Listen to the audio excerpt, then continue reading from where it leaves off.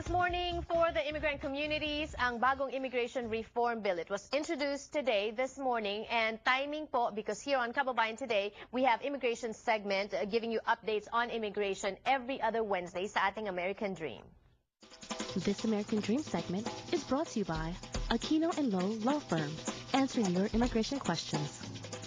Attorney Allison Aquino is joining us today on Kababayan Today, fresh from her honeymoon. Hello, congratulations and best wishes. Thank you so much, Janelle. You look refreshed. And how many pages is this new immigration reform bill? 844. 844. And it's only been how many hours since it was introduced? Have you had the chance to study, go through it? Well, I've gone through the fine points, but naturally going through 844 pages, I'm still on honeymoon. Right. So it's going to take a bit of time of going through it and going through all the details. And when you talk about the fine points, I guess a lot of our Kababayans, their main concern is the path to citizenship. 11.5 million undocumented immigrants. It's not just Filipinos, of course. Most of that are from the Hispanic community, Latino community as well. But Allison, is there a path for them? And what kind of path are we looking at? Absolutely. We've been talking for the past couple months, years actually, about a comprehensive immigration reform.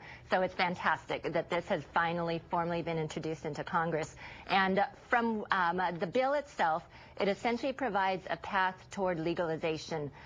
It's creating a status called provisional immigrant status.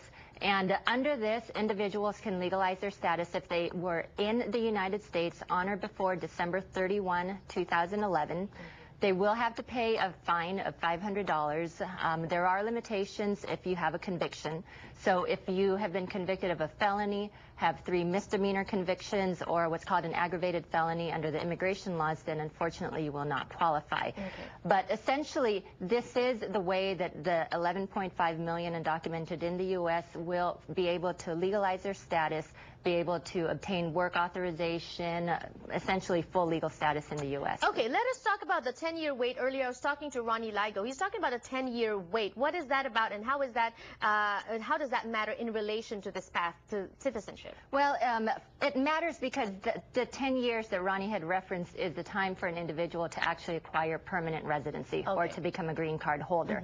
So essentially they're going to be provided this provisional immigrant status initially for a period of 6 years. Okay. And you can extend it for another 6 years given certain conditions. So it's like a visa, it's like a work visa. You can stay here legally, but you're not a green card holder. Precisely. Yet. After 10 years, then you can apply. Correct. And then let's talk about work authorization, because now they're also going to be stricter. I think they're going to introduce, they're going to require the employers to check the documents of prospective hires, and it's going to be in a database that they're going to, everything is going to go through that database. Exactly. Yeah. So immigration has had what's called an E-Verify system, and it's essentially an expansion of that E-Verify system and mandates the use of all employers in the United States. Okay. And under the bill that has been proposed, it's going to gradually phase it in so that employers aren't bombarded and necessarily put in too much pressure and fined if they don't implement this new system. So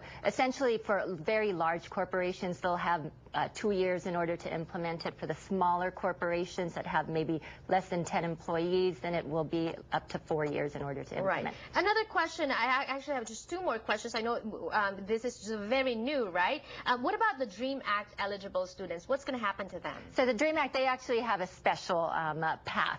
So most individuals, as you've referenced, they're going to take 10 years in order to become permanent residents. Plus a $500 fine. Correct. Which is not too bad. No, not bad at all. Okay. And it's essentially much cheaper than being deported back to your foreign country. Right, right. But for those who are eligible under the DREAM Act, they will be eligible to obtain permanent residency after 5 years instead of 10. And then once they become a permanent resident, they will actually automatically be eligible for U.S. citizenship as well. Wonderful. Good for them. Now, if we're taking care of the 11.5 million undocumented immigrants, or almost 12 million undocumented immigrants here right now, what's going to happen to the visas being allocated for tourists, for students, for work visas? Is that going to be affected?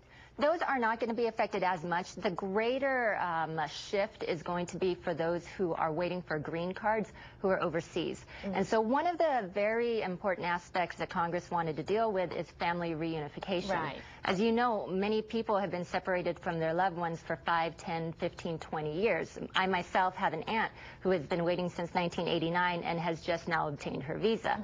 And so under this new bill, it is going to reclassify certain individuals who were preference individuals into immediate relatives.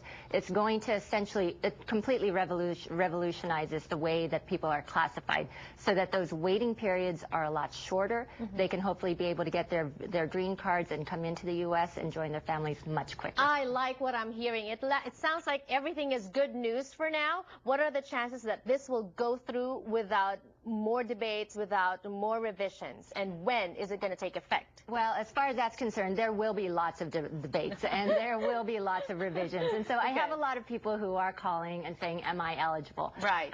Initially, this gives us a good picture. It gives us a good starting point. And so initially, under this provision, yes, you probably are. But there will be a lot of changes. It has to go through a lot of committees. After the Senate, it also has to go to the House of Representatives.